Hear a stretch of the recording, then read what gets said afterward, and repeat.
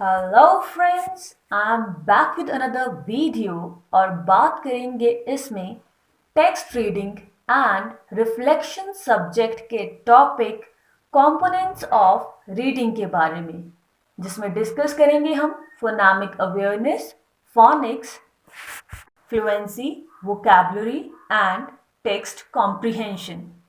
सो topic शुरू करने से पहले मैं आपके साथ एक बात डिस्कस करना चाहूँगी कि मैं अपने पर्सनल रीजंस की वजह से थोड़ा बिजी चल रही हूँ, जिस वजह से मैं इन नोट्स को अलग से प्रिपेयर नहीं कर पाई। तो हो सकता है कि आपको उतना क्लियरली विजिबल ना हो, क्योंकि मेरे पास पहले से ही कुछ नोट्स पड़े हुए थे। तो मैंने सोचा कि जितना टाइम मैंने नीट एंड क्लीन करके लिखने में लगाऊंगी, उससे बेहतर है कि एक आध टॉपिक मैं आपको और करवा दूँ। और आपके प्यार और सपोर्ट के लिए बहुत बहुत thank you. I am very grateful to all of you. हालांकि मैं आपकी डिमांड के अकॉर्डिंग वीडियो नहीं बना पा रही हूँ, फिर भी आप लोग इतना सपोर्ट कर रहे हो, उसके लिए thank you so much. And एक बात और, हालांकि उतना ज़्यादा अच्छे से विजिबल भले ही नहीं होंगी नोट्स, लेकिन अगर आप सेटिंग्स में जाके क्वालिटी इंक्रीज करके देखोगे तो आपको समझ भी आ जाएगा। और इस तरीके से मैं एक्सप्लेन करूँगी कि ये गारंटी होगी कि जब ये वीडियो ख़त्म होगी तो इस टॉपिक से रिलेटेड कोई भी डाउट आपके दिमाग में नहीं रहेगा। तो आपका ज़्यादा टाइम ना लेते हुए चलिए फटाफट से शुरुआत करते हैं इस टॉपिक की। So there are 5 components of reading, जिसमें हम सबसे पहले फोनेमिक अवेयरनेस के बारे में बात करेंगे। सो फोनेमिक अवेयरनेस क्या है? The knowledge and manipulation of sounds in spoken words, यानी कि किस वर्ड की क्या साउंड होती है। जो फोनीम है वो स्मॉलेस्ट यूनिट है, और इंग्लिश लैंग्वेज में टोटल 41 फोनीम्स होते हैं। फोनीम्स कंबाइन होते हैं तब वर्ड्स बनते हैं, यानी कि जब हम लेटर्स के कॉम्बिनेशन से वर्ड्स बना पाते हैं, उसी को फोनेमिक अवेयरनेस कहते हैं। Next is phoenix. फोनिक्स क्या है? The relation between written and spoken letters and sounds, कि क्या रिलेशन है जो शब्द लिखा गया है, यानी कि जो ग्राफिकल रिप्रेजेंटेशन है, और उसकी साउंड क्या आ रही है, इसकी समझ होना ही फोनिक्स होता है। फॉर एग्जाम्पल, अगर जैसे लिखा है CAT कैट, तो बच्चे को पता हो कि सी वर्ड जो है, यहाँ पे रिटन वर्ड क्या है सी, लेकिन उसकी साउंड क्या है क। सो लिखे हुए लेटर को कैसे प्रोनाउंस करना है, उसे ही हम फोनिक्स कहते हैं। नेक्स्ट इज रीडिंग फ्लुएंसी, यानी कि the ability to read with accuracy and with appropriate rate, expression and phrasing. अब रीडिंग हर कोई कर लेता है, लेकिन फ्लुएंसी के साथ रीड करना, यानी कि एक फ्लुएंट फॉर्म में रीड करने के लिए आपको स्किल्स चाहिए होती हैं कि आप प्रॉपर पॉज लें, आपकी पिच, टोन, एक्सप्रेशन, ये सारी चीज़ मैटर करती है। Next is reading comprehension strategies, यानी कि जो टेक्स्ट लिखा है उसे हम कॉम्प्रिहेंड कर पाएं। इसके अलावा है वोकैबुलरी डेवलपमेंट, यानी कि हमें वर्ड्स की नॉलेज हो, उनका मीनिंग्स के बारे में पता हो, किस कॉन्टेक्स्ट में ये वर्ड यूज किया जा सकता है, ये चीज हमें पता हो। तो ये तो था जस्ट ओवरव्यू। अब हम इन टॉपिक्स को डीप में डिस्कस करेंगे। तो सबसे पहले बात करते हैं फोनेमिक अवेयरनेस के बारे में। So it is one of the component of phonological awareness. भले ही ये नोट्स शायद आपको विजिबल उतने अच्छे से नहीं होंगे, लेकिन हर एक लाइन में बोल दूंगी तो वो आपके लिए ईजी रहेगा, अगर आप नोट्स भी बनाना चाहते हैं तो भी, और अगर आप समझना भी चाहते हैं सिर्फ, तो भी आपके लिए इक्वली हेल्पफुल रहने वाली है ये वीडियो। सो फोनेमिक अवेयरनेस क्या है? It refers to the knowledge of words at the level of individual sounds in words, that is how to blend, segment और मैनिपुलेट इंडिविजुअल साउंड्स। यानी कि जो चीज़ मैंने आपको पहले बताई कि कैसे वर्ड्स बनते हैं डिफरेंट लेटर्स से, कैसे उनको ब्लेंड किया जाता है, कैसे सेगमेंट किया जाता है, कैसे मिक्स किया जाता है, यानी कि कैसे अलग किया जाता है, या कैसे उनके अलग अलग साउंड्स होती हैं, ये सारी चीज़ें इसमें आएंगी। So a phoneme is the smallest unit of sound in a word. ये चीज़ मैंने आपको पहले ही बताई कि स्मॉलेस्ट यूनिट ऑफ साउंड को हम फोनीम कहते हैं।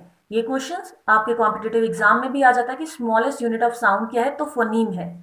Phonemic awareness tells that words are made up of combination of individual sounds. Phonemic awareness यानी कि हमें ये पता चलता है कि जो वो words बने हुए हैं अलग अलग sounds के मिलने से बने हुए हैं।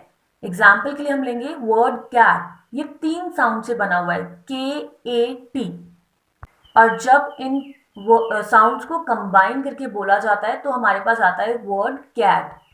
इसी तरीके से if a child knows that cat, car, cab all have the same sound at the beginning of the word, then he और शी हैज फोनेमिक अवेयरनेस। यानी कि अगर बच्चे को पता है कि कैट, कार, कैब, इन सभी में सी वर्ड जो है वो बिगिनिंग में आ रहा है, तो इसका मतलब उसे फोनेमिक अवेयरनेस है, उसे पता है कि वर्ड्स कैसे अलग हो रहे हैं।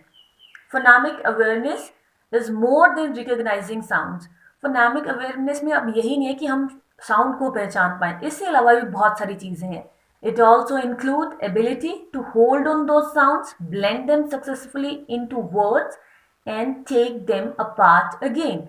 यानी कि इसमें क्या क्या इंक्लूड है कि हमें उन साउंड्स के बारे में पता हो, हम उनको ब्लेंड कर पाए, और अगर हमें उन्हें अलग करने के लिए कहा जाता है तो हम अलग भी कर पाए, जैसे मैंने एग्जाम्पल कैट का आपको दिया ही है।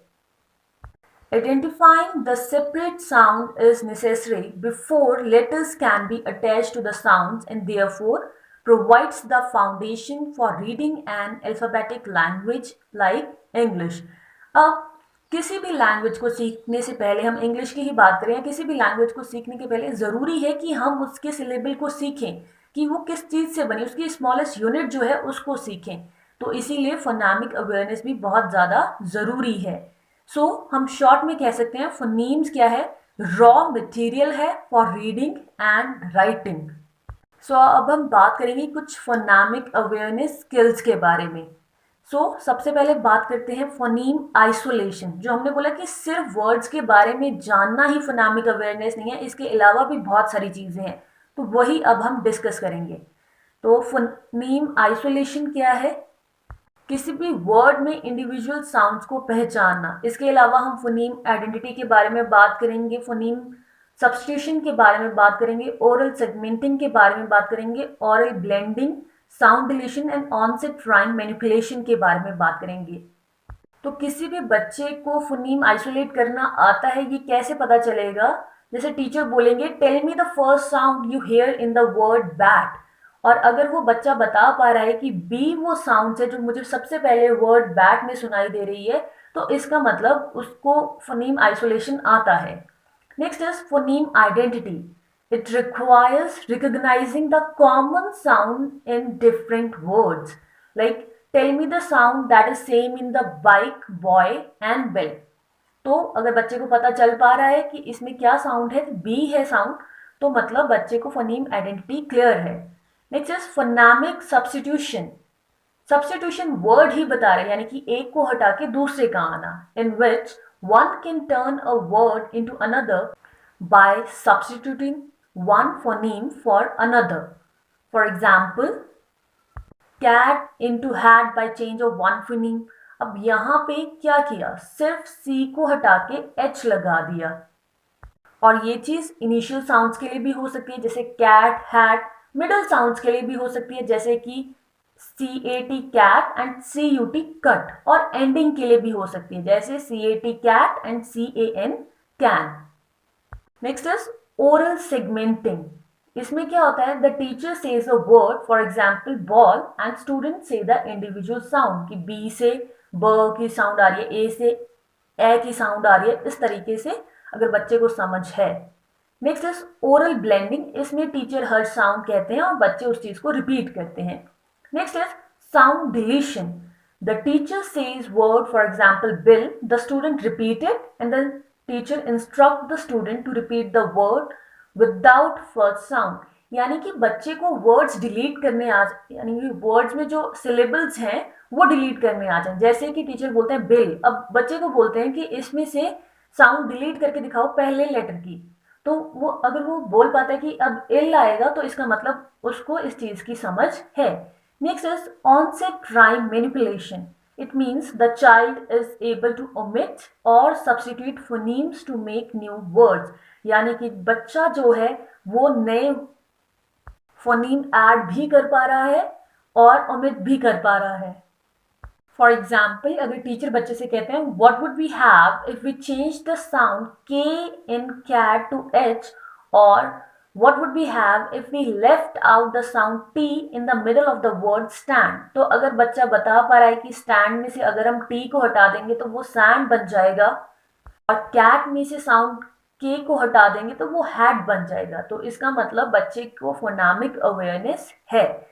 Next is importance of phonemic awareness. Phonemic awareness की क्या क्या इंपॉर्टेंस है? हमारी रीडिंग को इम्प्रूव करती है, हमारी कॉम्प्रिहेंशन को इम्प्रूव करती है, हमारी स्पेलिंग्स बेटर होती हैं, बेटर प्रोनाउंसिएशन होती है, और नए वर्ड्स इजीली सीख पाते हैं। क्योंकि जब पता होगा कि बेसिक यूनिट क्या है तो ऑब्वियस सी बात है इजीली उस चीज़ को समझ पाएंगे, सीख पाएंगे एंड उसे यूज भी कर पाएंगे। सो आई होप आपको ये पहला टॉपिक क्लियर हो गया हो। जनरली मैं लाइन टू लाइन एक्सप्लेन नहीं करती हूँ, लेकिन आज नोट्स उतने क्लियर नहीं है इसलिए मैंने किया है, लेकिन फिर भी एक बार फटाफट से रिवाइज कर देती हूँ मैं इस चीज़ को कि फोनीम्स क्या है? रॉ मटेरियल है रीडिंग एंड राइटिंग के लिए। सबसे स्मॉलेस्ट यूनिट है साउंड की। अगर हमें फोनामिक अवेयरनेस है तभी हम लेटर्स को कंबाइन करके वर्ड्स बना पाएंगे। हमें पता होगा कि किस लेटर को कैसे ब्लेंड करना है, कैसे सेगमेंट करना है, और इसकी स्किल्स हैं आइसोलेशन यानी कि वर्ड्स को अलग करना, आइडेंटिटी वर्ड को वर्ड नहीं कहेंगे लेटर कहेंगे, लेटर को पहचान पाना, फोनामिक सब्स्टिट्यूशन कि फोनीम एक फोनीम को हटा के अगर दूसरा फोनीम आता है तब क्या होगा, साउंड डिलीशन, ऑन से ट्राइंग मैनिपुलेशन, ये कुछ स्किल्स हैं। और उसके बाद हम इंपॉर्टेंस लिखेंगे। तो ये जो सब टॉपिक है आपका कंपोनेंट्स ऑफ रीडिंग का ऑलमोस्ट कंप्लीट हो जाएगा। नेक्स्ट हम बात करेंगे फोनिक्स के बारे में। अब फोनिक्स क्या है? लेटर साउंड रिलेशनशिप है कि लिखे हुए लेटर को कैसे प्रोनाउंस करना है। फोनामिक अवेयरनेस में हम बात कर रहे थे कि कैसे जो फोनीम्स हैं वो जुड़ के वर्ड्स बना रहे थे। अब यहाँ पर हम बात करेंगे कि रिटन में क्या वर्ड है और हम उसे प्रोनाउंस कैसे करेंगे, कि उसकी आवाज़ कैसे आएगी, उसे हम फोनिक्स कहते हैं। वर्ड फोन से भी आप याद रख सकते हैं कि फ़ोन पे आवाज़ आती है ना, तो उससे आप याद रख सकते हैं कि कैसी आवाज़ आएगी उस पर्टिकुलर लेटर की। So phonics is the relationship between specific letters and its sounds only as to relate to the written word, कि written word के मुताबिक कैसी sound आती है। It is also termed as letter sound relationship, कि letter और sound में कैसा relation है।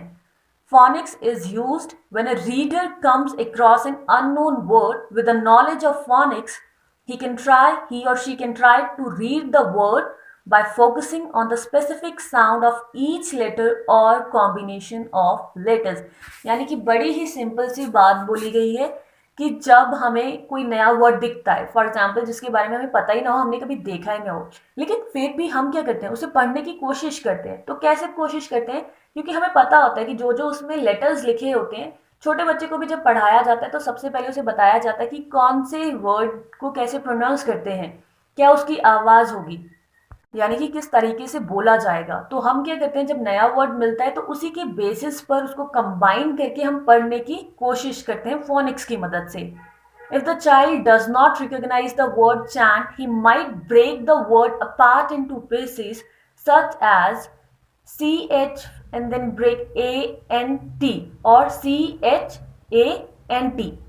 यानी कि ये लिखे हुए जो वर्ड्स हैं वो आपको दिख ही रहे होंगे कि किस तरीके से वो बोल सकता है। वो CH को भी अलग तोड़ सकता है, वो NT को भी अलग रख सकता है, वो ANT को भी अलग रख सकता है। यानी कि वर्ड्स को तोड़ के जब हम उनके साउंड को समझ के उसको बोलने की कोशिश करते हैं। तो यहाँ से एक बड़ी अच्छी डेफिनेशन निकल के आई कि phoenix refers to the relationship between individual sounds यानी कि phonemes and the letter that represent them यानी कि ग्राफीम्स। जिस तरीके से लेटर को लिखा जाता है उसे ग्राफीम्स कहते हैं, और जो उसकी आवाज़ होती है, फोन वर्ड से मैंने आपको बताया, जो उसकी साउंड होती है उसे हम फोनीम्स कहते हैं। यानी कि क्या रिलेशन है। For example CAT cat word में ये आवाज़ C की आ रही है लेकिन साउंड K की आती है जब हम कैट बोलते हैं। तो ये क्या है? फोनिक्स है। Phoneme is often represented by single letter, generally single letter से होता है, लेकिन but can be represented by two letters जैसे TH जिसे हम थ बोलते हैं, या 3 letter words भी हो सकते हैं जैसे कि अगर हम हाई वर्ड बोलते हो उसमें IGH आई एक ही साउंड आती है।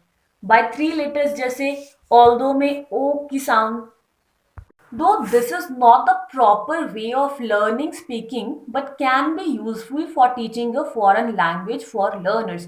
अब ऐसे अलग अलग तोड़ के पढ़ना उतना फॉर्मल वे नहीं है किसी भी चीज़ को सीखने का, क्योंकि हर चीज़ को सीखने के लिए हमें सबसे पहले उसकी हर एक जो लेटर है उसकी साउंड के बारे में पता होना चाहिए। यहाँ पे कभी कभी हम क्या करते हैं कि जब वर्ड नहीं पता होता हम गेस वर्क के ज़रिए भी उसको सीखने की, उसको प्रोनाउंस करने की कोशिश करते हैं। उतना फॉर्मल मेथड नहीं है ये, लेकिन नई लैंग्वेज को सीखने के लिए अच्छा माना जाता है इसे। The phonic method was adopted when it was realized that the sounds of letters, not their names when uttered rapidly produce word। अब ये बहुत इंपॉर्टेंट वर्ड है, यानी कि phonic मेथड तब अडॉप्ट किया गया जब ये बात रियलाइज की गई कि जो वर्ड लिखे हैं उनकी वजह से वर्ड को हम नहीं प्रोनाउंस कर रहे हैं, बल्कि जो उनकी साउंड है, यानी कि जैसे लिखते क्या है CAT कैट, क की आवाज आ रही है तो कैट बन रहा है, ना कि हम सीएट नहीं बोल रहे, उसे सी नहीं बोल रहे। यानी कि जब हम जो लेटर है उसकी साउंड को बोलते हैं तब जाके वर्ड बनता है। It was also assumed that after learning sounds they should be combined into syllables, words and sentences। जब sounds के बारे में पता चल गया है फिर तो हम वर्ड, सेंटेंसेस ये सारी चीजें बना सकते हैं। अब बात आती है एडवांटेजेस क्या है इसके। लॉजिकल है, साइंटिफिक है, इजी टू अप्लाई है। अब ये सारे पॉइंट्स ऐसे हैं जो बहुत ही ईजी है, मैं इन्हें एक्सप्लेन नहीं करने वाली क्योंकि फिर वीडियो लंबी हो जाएगी और आपका टाइम बहुत वैल्यूएबल है, मैं नहीं चाहती कि वो थोड़ा सा भी वेस्ट हो। From analysis to synthesis stable है, नॉलेज ऑफ साउंड्स मिलती है हमें। लिमिटेशंस क्या है, consonants are taught without vowels while consonants can be accurately sounded only in combination with vowels. कुछ उतना फॉर्मल मेथड नहीं है, जैसे मैंने पहले ही आपको बताया। Confusion is caused by the word similar in sound but different in spelling, जैसे कि वर्ड राइट और राइट, अब इनका मीनिंग भी डिफरेंट है और ग्राफीम भी डिफरेंट है, लेकिन साउंड एक जैसी आती है। Difficulty in those words in which first letter is not pronounced, यानी कि ऐसे वर्ड जिसमें फर्स्ट लेटर हम बोलते ही नहीं है, जैसे आर। अब इसमें स्पेलिंग क्या है HOUR, बट बोलते क्या है आर, ऑनर। अब स्पेलिंग है HONOUR, लेकिन H साइलेंट है। उसी तरीके से साइकोलॉजी। तो साउंड सिस्टम जो है वो थोड़ा कॉम्प्लेक्स है। नेक्स्ट हम बात करेंगे फ्लुएंसी के बारे में। फ्लुएंसी क्या है, वर्ड ही बता रहा है, यानी कि आप फ्लुएंटली किसी भी लैंग्वेज को बोल पाएं। It is the reader's ability to read with speed, accuracy and expression. कि रीडर्स की एबिलिटी कि वो स्पीड के साथ एक प्रॉपर स्पीड, ये भी नहीं है कि बड़ा फास्ट फास्ट बोले या बड़ा स्लो स्लो, एक प्रॉपर स्पीड होती है जब आप किसी भी चीज को रीड करते हो, तो वो होनी जरूरी है। वर्ड्स को आप एक्यूरेटली बोलें, गलत प्रोनाउंसिएशन एक बैड रीडिंग इफेक्ट डालती है। और एक्सप्रेशन हो, कहाँ पर रुकना है, कहाँ पर पॉज देना है, कहाँ पर लॉन्ग पॉज लेना है, कहाँ पर शॉर्ट पॉज लेना है, ये सारी चीजें आपको पता हो। So it requires to combine and use multiple reading skills at same time, while fluency is most often measured through oral reading। इसमें क्या है कि एक ही बात नहीं कि आप पढ़ पाएं, उसके साथ भी बहुत से फैक्टर्स हैं जो इस चीज को इफेक्ट करते हैं। Fluency is important because it provides a bridge between word recognition and comprehension। Fluency बहुत ज्यादा इंपॉर्टेंट है क्योंकि एक ब्रिज की तरह काम करती है कि वर्ड क्या है और कोई उसे कैसे समझ पा रहा है। फॉर एग्जाम्पल, इसका एक बड़ा अच्छा सा उदाहरण है कि जैसे हिंदी में बोला जाता है पकड़ो, और यहाँ पर अगर पॉज लेते हैं फिर बोलते हैं मत जाने दो, तो इसका मतलब है उसको पकड़ लो, उसको जाने मत दो। फिर इसी बात को अगर कोई ऐसे बोलता है पकड़ो मत जाने दो, यानी कि शब्द वही है लेकिन अर्थ बदल जाता है। तो पकड़ो मत यानी कि इसको जाने दो, तो मतलब पूरा ही वर्ड जो है या फिर कहें उसका मीनिंग जो है वो बदल जाता है। तो फ्लुएंसी कहाँ पर कितना पॉज लेना है, ये एक ब्रिज की तरह काम करता है कि कोई उस वर्ड को कैसे कॉम्प्रिहेंड कर पाता है। Good readers also exhibit this skill when they are reading silently. जो अच्छे रीडर्स होते हैं, जो कि हैबिचुअल होते हैं रीडिंग की, वो जब साइलेंटली भी पढ़ते हैं तब भी वो फ्लुएंसी का ध्यान रखते हैं। Fluent readers can read aloud effortlessly and with expression. जो फ्लुएंट रीडर्स होते हैं वो बिना एफर्ट्स के अच्छे से पढ़ पाते हैं और एक्सप्रेशन से भी पढ़ पाते हैं। Their reading sounds natural as if they are speaking, and on other hand, readers who are not fluent, their oral reading is choppy। यानी कि जो मतलब जो हैबिचुअल होते हैं रीडिंग के, वो जब पढ़ते हैं तो वो नेचुरल लगता है कि नेचुरली पढ़ रहे हैं, लेकिन वहीं पर जिन जो उतने फ्लुएंट नहीं होते हैं उनकी ओरल रीडिंग थोड़ी चैपी लगती है, उतनी इफेक्टिव नहीं लगती है। Fluency varies with the type of text. Fluency very करती है, जैसा भी टेक्स्ट हो, नरेटिव है, पोएट्री है, तो आपको उस तरीके से एक राइमिंग स्कीम होती है पोएट्री की, वो चीज़ फॉलो करनी होती है। Next is vocabulary. So vocabulary क्या है? मोस्ट इम्पॉर्टेंट एक फैक्टर है जब भी आप रीडिंग की बात करते हैं। Vocabulary is the knowledge of words and there meanings. Vocabulary क्या है? वर्ड्स की नॉलेज और उनके मीनिंग्स की नॉलेज है। Vocabulary development is an on going process that continues throughout one's reading life. It is essential to know if a student is able to understand what he is reading. For this, vocabulary has to be developed in him or her. यानी कि words की knowledge होना, उनकी meaning के बारे में पता होना कि कहाँ पर कौन सा वर्ड यूज़ किया जाता है। जब भी हम किसी न्यू टेक्स्ट को देखते हैं तो अगर कोई वर्ड हमें नहीं समझ आता है तो हम डिक्शनरी में उसे चेक करते हैं ताकि हमारी वोकैब जो हो वो स्ट्रांग हो। जितनी ज़्यादा वोकैब स्ट्रांग होगी उतने ईजिली हम किसी भी टेक्स्ट को, किसी भी कॉन्टेक्स्ट को समझ पाएंगे। Next is methods of developing vocabulary, कि वोकैबुलरी को कैसे डेवलप कर सकते हैं। So some scholar advocates to learn 2 or 3 words each day, while others to learn the word that come by during the process of learning. कुछ scholars क्या कहते हैं कि 2 और 3 वर्ड्स डेली के याद करने चाहिए, लेकिन कुछ लोग क्या कहते हैं कि अगर हम कुछ भी पढ़ रहे हैं वहाँ पर कोई ऐसा वर्ड हमें दिख रहा है जो हमें समझ नहीं आ रहा है तो आप उसको याद कर लो। तो ऐसा माना जाता है कि सेकेंड मेथड ज़्यादा अच्छा है, क्योंकि वहाँ पर हमें उस वर्ड की ज़रूरत थी तब हमने उसका मीनिंग देखा, और जब किसी चीज़ को ज़रूरत पढ़ने पर करते हैं ना तो वो ज़्यादा अच्छे से कर पाते हैं। अब जैसे आपको इस वीडियो की ज़रूरत थी तो आप इस टॉपिक को समझने की कोशिश कर रहे हो, पहले ज़रूरत नहीं थी तो आपने नहीं समझा।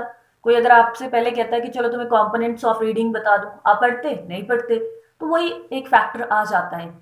So larger the vocabulary of students, the better user of knowledge he or she becomes. जितनी अच्छी vocab होगी उतने अच्छे से अपने नॉलेज को यूज कर पाएगा कोई भी इंसान, क्योंकि नॉलेज तभी यूज होगी जब उसे समझाने के लिए वर्ड्स होंगे हमारे पास। So every student should be encouraged to gain command over as many as words as he or she can. For this, he or she should be encouraged to use suitable dictionaries, encyclopedias या written text हो सकते हैं, articles वगैरह हो सकते हैं, as well as how a particular word is used in different context and forms. अब ये बड़ी important बात है, words के बारे में तो पता हो लेकिन पता ही ना हो उन words को use कैसे करना है, क्योंकि टेक्स्ट क्या होता है कि वर्ड लिखा क्या हुआ है, और कॉन्टेक्स्ट क्या होता है कि उसका मीनिंग क्या निकल के आता है। तो वो चीज़ अगर समझ होगी तभी एक अच्छे रीडर हम बन सकते हैं। और वो कैसे इम्प्रूव होगी? जब हम डिक्शनरीज, इंसाइक्लोपीडियाज या फिर किसी और माध्यम से इन चीज़ों को सीखते हैं कि किसी वर्ड का क्या मीनिंग हो सकता है और किस तरीके से उस मीनिंग को अलग अलग कॉन्टेक्स्ट में यूज़ किया जा सकता है। नेक्स्ट है इसमें टेक्स्ट कॉम्प्रीहेंशन। अब जैसे वर्ड ही बता रहा है, कॉम्प्रीहेंड करना, किसी चीज़ को समझना। It is the interaction that happens between reader and text. Text comprehension क्या है? वो इंट्रैक्शन जो रीडर और टेक्स्ट के बीच में हो रही है। It is the intentional thinking process. Good readers are purposeful and active. They use wide variety of strategies to create meaning from the text. तो बड़ी ही जनरल सी लैंग्वेज में ये वर्ड्स लिखे गए हैं, सो आई डोंट थिंक कि इसको और ज़्यादा एक्सप्लेन करने की ज़रूरत है। सब अब बात कर लेते हैं strategies to create meaning from text, कि किस तरीके से हम टेक्स्ट में से मीनिंग निकाल सकते हैं। तो इसमें बात करेंगे monitoring comprehension, using prior knowledge, making predictions, questioning, recognising story structure and then summarising. तो सबसे पहले बात करते हैं मॉनिटरिंग कॉम्प्रीहेंशन के बारे में। Successful readers know when they understand a passage and when they don't. अब जिनको रीडिंग की हैबिट होती है तो उन्हें पता चल जाता है कि कब वो पैसेज को, हालांकि पता तो दूसरों को भी चल जाता है, लेकिन वो क्या करते हैं और उसको समझने के लिए एफर्ट्स नहीं करते हैं। लेकिन जो सक्सेसफुल रीडर्स होते हैं, when they don't understand they know to pause and utilise strategies to improve their understanding. वो पॉज लेते हैं, जो पिछला टेक्स्ट होता है उसके बेसिस पर कुछ ना कुछ गेस वर्क करने की कोशिश करते हैं, नहीं मिलता है तो डिक्शनरी में मीनिंग चेक करते हैं और उसके बेसिस पर उस टेक्स्ट को कॉम्प्रीहेंड करने की कोशिश करते हैं। Next is using prior knowledge. यानी कि thinking about what is already known about the subject help readers make connection between the story and their knowledge. यानी कि जितना उन्होंने अभी तक पढ़ा था वो चीज़ अगर उन्हें समझ आई है उसके बेसिस पर वो क्या करते हैं, अपनी प्रायर नॉलेज को यूज करके चीज को समझने की कोशिश करते हैं। Next is making predictions. जो अच्छे रीडर होते हैं वो पहले ही प्रिडिक्ट करना शुरू कर देते हैं। जैसे कि अगर आप कुछ भी सीरियल भी देखते हैं या फिर आप कुछ बुक वगैरह भी पढ़ रहे हैं, तो अगर आप हैबिचुअल है रीडिंग के, तो आप थोड़ा बहुत अंदाजा लगा लेते हो, अच्छा इसके बाद ये होने वाला है, अच्छा उसके बाद वो होने वाला है। यानी कि आप पहले ही प्रिडिक्ट कर लेते हो कि क्या हो सकता है। नेक्स्ट इज क्वेश्चनिंग, कि जो भी टेक्स्ट है उसके बारे में क्यूरियस रहना। ये नहीं कि कुछ चीज नहीं समझ आई तो चलो कोई बात नहीं आगे देख लेंगे। क्वेश्चन करना कि आखिर ये चीज लिखी गई है तो क्यों लिखी गई है, किस वे में लिखी गई है, किस कॉन्टेक्स्ट में लिखी गई है। Next is recognising story structure. Children understand story better if they understand how it is organise, यानी कि क्या प्लॉट है, क्या कैरेक्टर्स है, क्या थीम्स है। टेक्स्ट को कॉम्प्रिहेंड करने के लिए इसकी समझ होना भी जरूरी है। नेक्स्ट है समराइजिंग, यानी कि summarise a story. Reader determine the main idea and information and use their own words to demonstrate the real understanding of the text. यानी कि कोई भी टेक्स्ट पढ़ने के बाद उसको समराइज करना, क्योंकि तभी पता चलेगा कि आपको कोई चीज समझ में आई है या नहीं, अगर आप उस चीज को समराइज कर पाएंगे कि पूरी स्टोरी का एक ओवरव्यू क्या था। तो ये थी कुछ स्ट्रैटेजीज ताकि हम मीनिंग समझ पाए किसी भी टेक्स्ट से। सो आई होप आपको टॉपिक क्लियर हो गया हो। हमने कंपोनेंट्स ऑफ रीडिंग के बारे में बात करी, यहाँ पे फोनेमिक अवेयरनेस के बारे में बात करी, यानी कि knowledge and manipulation of sounds in spoken words, और फोनिक्स यानी कि रिटन वर्ड्स के साथ वो क्या साउंड देते हैं, relation between written and spoken letters and sound. फिर उसके बाद हमने वोकेबुलरी के बारे में बात करी कि हमें अलग अलग वर्ड्स और उनके मीनिंग्स के बारे में पता हो और उन्हें किस कॉन्टेक्स्ट में यूज करना है ये चीज भी पता हो। उसके बाद हमने फ्लुएंसी की बात करी कि कैसे एप्रोप्रिएट रेट एक्सप्रेशन के साथ हमें चीज को पढ़ना चाहिए ताकि वो इफेक्टिव भी लगे और उसका मीनिंग भी हमें अच्छे से समझ में आए। नेक्स्ट हमने बात करी कि कॉम्प्रिहेंशन स्ट्रैटेजीज क्या क्या है, कैसे हम टेक्स्ट को अच्छे से समझ सकते हैं। सो आई होप आपको ये टॉपिक क्लियर हो गया हो। फिर भी कहीं पे भी कुछ डाउट है तो आप पूछ सकते हैं। बाकी जिस टॉपिक में आपको ज़्यादा प्रॉब्लम आ रही है वो बता दीजिए। ज़्यादा टॉपिक्स तो नहीं हो पाएंगे, फिर भी मैं कोशिश करूंगी कि एटलीस्ट एक दो टॉपिक्स तो और मैं अपलोड कर ही दूँ। Thank you and stay connected for more videos.